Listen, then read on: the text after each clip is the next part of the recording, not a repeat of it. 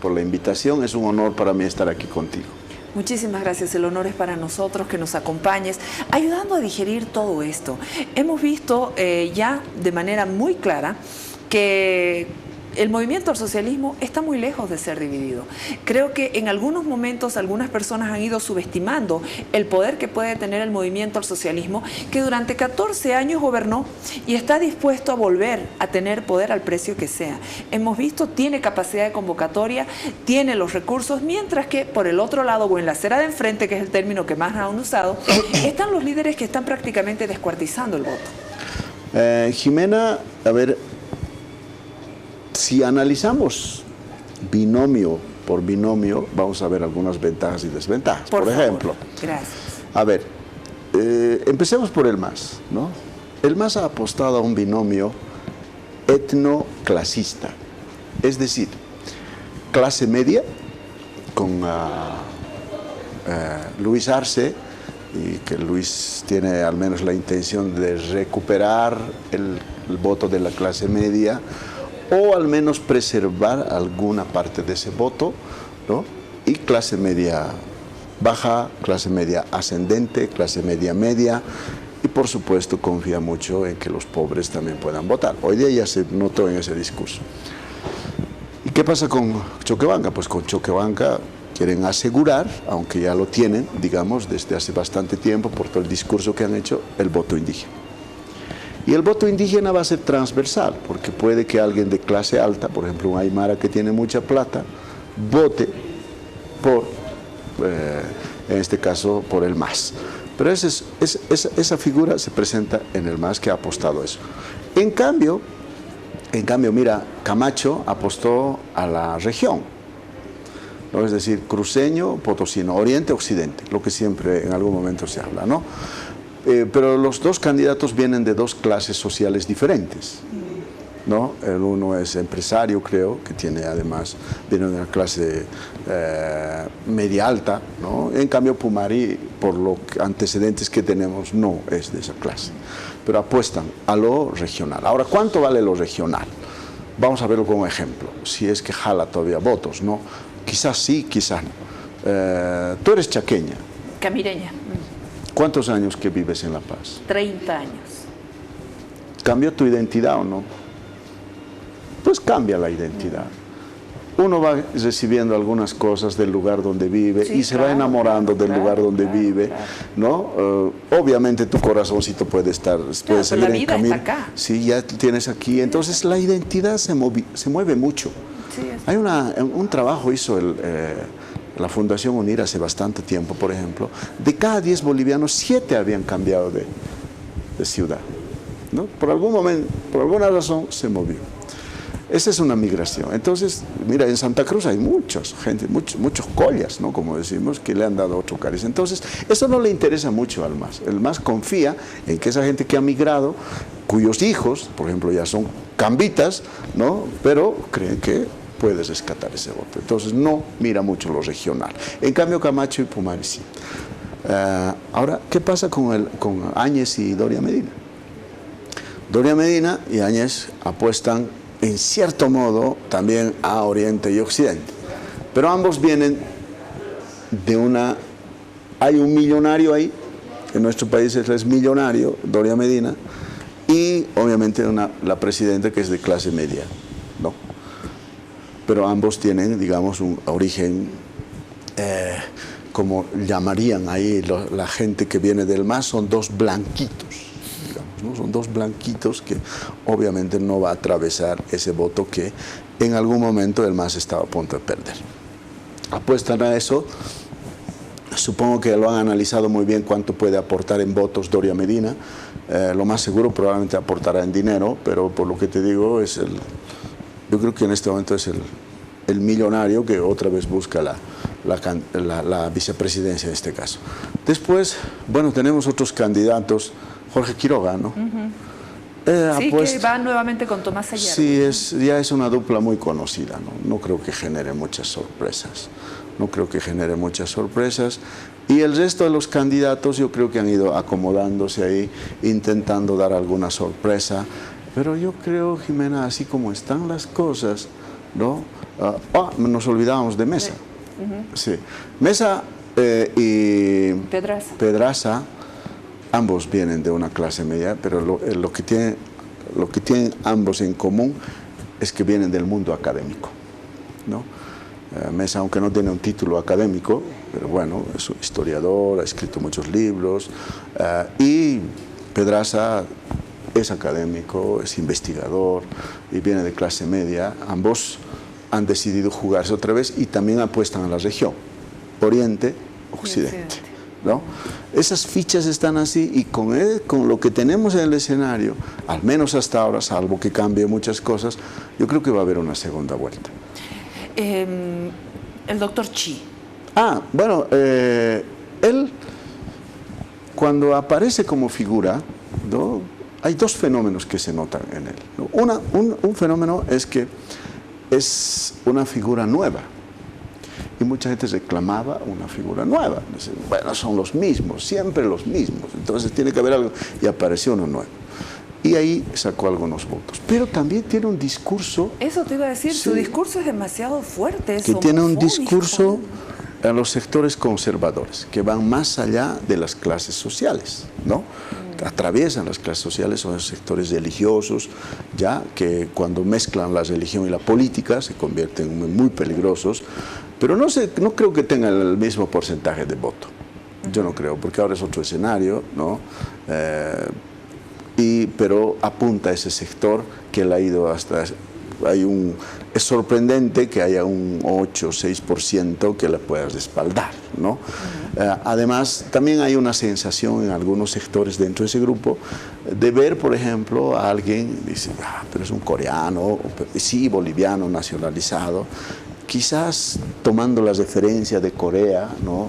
En este caso, no de la Corea del dictador, sino quizás nos pueda ir bien con alguien como ese. Entonces también hay esa sensación en algún electorado. Pero de eso a que pueda ganar las elecciones, no, yo no creo. Yo creo que al final la disputa va a estar el MAS, ya acabas de decirlo, el MAS tiene unos enclaves muy duros, es como que es muy difícil que cambie la opinión ahí, la gente. Y es más, yo creo que así como están las cosas, es muy probable que alguna gente que no había votado por el MAS quiera volver a votar por el MAS. Porque esa reunión la del fin de semana convocada por el Comité, yo creo que no les ha favorecido. Más bien, porque en política todo comunica, Jimena. Y cuando ves la foto, dices, pero es como si estuviéramos en el 2005 otra vez. Sí. ¿No? Entonces se congeló o hemos retrocedido de tal modo que dice otra vez, hijo, ¿quiénes son ellos? Los que han sido derrotados 4 veces por el MAS, porque les ha derrotado 4 veces, 2005, 2009, 2014, ¿no? Y el 19 también, sí. Aunque ahí la última parte dice el fraude, que ha sido yo creo un 2%, quizás lo que le faltaba para poder evitar la segunda vuelta, pero uno ve la foto y recuerda lo que fue el 2005. Nunca deberían haberse reunido así. Yo no sé para qué lo han hecho. La gente, no sé si has visto, han habido cabildos, han habido reuniones, hay convocatorias para la unidad. Pero ¿cómo le puedes pedir la unidad a líderes políticos que están ahora donde están, empujados por un pueblo que ha salido a las calles? La unidad, Andrés, no se la construye, la unidad no lleva un proceso. ¿Cómo puedes soñar en que se puedan unir cuando sabemos que hay ideologías, hay intereses y obviamente acá lo que parece que les interesa más a los candidatos es la aritmética en diputados y senadores antes que pensar en un país? Mira, ahí la base, Jimena, yo creo que es... ¿Cuál es la diferencia entre Mesa, Camacho, Áñez, ¿no? y Tuto Quiroga? ¿Cuál es la diferencia ideológica? ¿Hay una diferencia ideológica? Creo que Mesa se esfuerza por ir al centro, ¿no? Pero la diferencia que está clara no es entre estos 4. De estos 4 se diferencia el MAS. Porque dice, aunque no son, en el discurso son de izquierda, ¿no? Dice, somos de izquierda, además indigenistas. pero estos 4 no se diferencian. Entonces tienen que esforzarse por diferenciarse. Y ahí entra lo que tú dices, pues, no son diferentes ideológicamente, y no sé si como visiones que puedan tener, pero yo creo que han primado, por supuesto, los intereses, porque se hace política, Jimena, para preservar determinados intereses. Uno hace un partido político porque tiene una visión y porque obviamente además es un partido que va de algún modo u otro representar los intereses de un sector de la sociedad. Por eso los partidos se esfuerzan por decir yo represento a la mayoría, ¿no? Y en este caso, al menos hasta el momento, así como están las circunstancias, el que representa a la mayoría, ¿no?, que ha bajado mucho, es el MAS. Los otros partidos tienen que distribuirse un montón de electorado, casi el mismo electorado se van a disputar. Y no sabemos cómo irá, hacia dónde, qué cosas van a valorar. Probablemente valoren el programa, aunque dudo mucho, ¿no? Pero yo creo que van a valorar, por ejemplo, quizás va a ser más beneficioso que los partidos se pongan al centro y no vayan al extremo, ni a la izquierda ni a la derecha. Incluso el MAS, yo creo que se va a esforzar mucho para ir al centro, ¿no? Entonces, lo que tú dices, si bien esta mayoría hay un 60% o 65% que está en contra del MAS, en teoría, pero hay 4 partidos que se van a disputar ese 60%.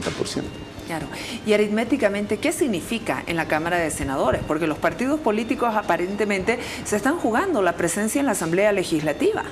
Así como están las cosas, si se diera, por ejemplo, como la tendencia de voto que hasta ahora hemos visto, es muy probable que, pues, claro, el MAS va a tener una mayoría, ¿no? El resto va a tener representaciones, quizás no les va a alcanzar, salvo que se alíen entre todos, ¿no? Pero además depende mucho de los uninominales, Jimena, ¿no? Sí, claro. Porque los candidatos a senadores es voto regional, no es una representación departamental. ¿Qué departamentos puede ganar el MAS? A ver, veamos. En La Paz. Cochabamba. Bueno, La Paz. Cochabamba. Y Evo Morales en la lista, como primer candidato a senador. Sí, había una confusión, unos decían que no, que sí. Yo creo que ¿Es una buena jugada política? Bueno, para preservar el poder, sí, ¿no? Porque a partir de eso se puede hacer muchas teorías, ¿no? Muchas teorías. Ya lo han hecho mucha gente, ¿no? Imagínate que gana el MAS y vuelve al gobierno. Va a ser, si lo eligen presidente del Senado, va a ser el tercero en la línea de sucesión, ¿no? Pues es una cosa, pues, teóricamente sí, además constitucionalmente se puede, ¿no? Pero yo creo que es más, en cierto modo yo veo como una adicción al poder del expresidente, ¿no? Que no puede, no sé si ha trabajado alguna vez el expresidente haciendo otra cosa, ¿no? Entonces parece que todo el tiempo ha vivido haciendo de los bolsillos del Estado. Siempre ha sido, ¿no?, dirigente. Siempre ha sido dirigente, no sé si tiene algún oficio, dice que es cocalero, no sé si habrá cosechado coca, o habrá vendido su coca a algún lugar. Entonces quizás no sabe qué hacer, entonces se inscribe, ¿no?, para seguir viviendo de la política. Ahora no sé cuánto le va a favorecer eso al MAS, porque hay alguna gente que pues ya no quería verlo, incluso yo conocí gente que decía yo puedo volver a votar al MAS pero porque ya no está Evo, pero ahora si vuelve Evo pues ya no.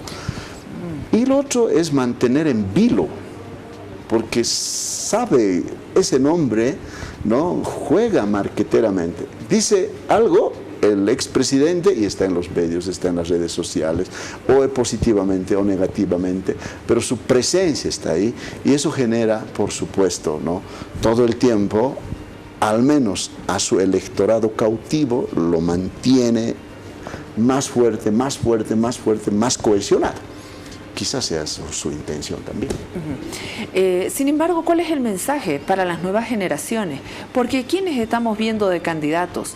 Estamos viendo a Carlos Mesa, estamos viendo a Samuel, a Yanine, estamos viendo a Tuto, y las nuevas generaciones, ¿de qué clase de política se está construyendo en el país? Esta elección va a ser fundamental, Jimena, porque si esta vez, por ejemplo, vuelven a perder los 4 candidatos frente al MAS, va a ser la 5ª derrota, ¿no?, que no la han podido ganar. Entonces tienen que jubilarse. Entonces tiene que irse y obviamente ahí vendrá otra generación, de hecho que ya hay. Pero nuestra política convulsionada ha impedido que surjan esas generaciones, otros partidos, porque era ya inscribirse otra vez, no hay tiempo para hacer partido, entonces ha ido frenando a la gente y estabas obligado, por ejemplo, si te invitaban a algún partido, tenías que aceptar a ese partido con militancia fantasma, ¿no? ¿Cuántos tienen una militancia? Dime, la UCS. Claro, habían siglas sin candidatos, candidatos sin siglas, perdiendo personería, sí. Claro, el único partido, y guste o no les guste, porque alguna gente dice, no, ¿cómo? Ahora ya estás defendiendo al MAS. No, no, no. Uno tiene que ver lo que es. Y en este momento, el partido que tiene militancia, que tiene existencia política, es el MAS. Y el resto, pues no. Demócratas de pronto aprovechó la oportunidad, un partido que tenía 4%. Las bondades de la democracia. Y dijo, ahí está, y esta es nuestra oportunidad. Y la presidenta, que ya la habían jubilado de la política. Sí, porque no estaba en las listas del 20 de octubre. No estaba, entonces ya la habían jubilado, ya no figuraba. Además, no aparecía como una parlamentaria descollante. De pronto viene el cargo, que es la varita mágica, y la convierte y dice todas las cámaras ahora siguiendo a Yanine Áñez, ¿no? Y ese es el beneficio del poder, porque todo lo que haga la presidenta, pues empieza a convertirse en noticia. Y de pronto le hace el cargo. Pero no es que ella cambie, sino que la gente empieza a mirarla de manera distinta. Dice, es la presidenta. Y mucha gente recién se enteró de dónde era, cómo era, qué hacía, ¿no? Y creo que esa oportunidad aprovechó Demócratas y ahora pues está disputando la candidatura por la presidencia. ¿Se puede decir que a partir de este instante el terreno político o el panorama político se vuelve más firme? Porque cuando Yanine Áñez anuncia su candidatura prácticamente patea el tablero a los candidatos. Sin embargo, hay todavía un tiempo. ¿Por qué ninguno de los otros candidatos quiso apostar al 2025? ¿Por qué consideraron que este era su tiempo, este era su momento?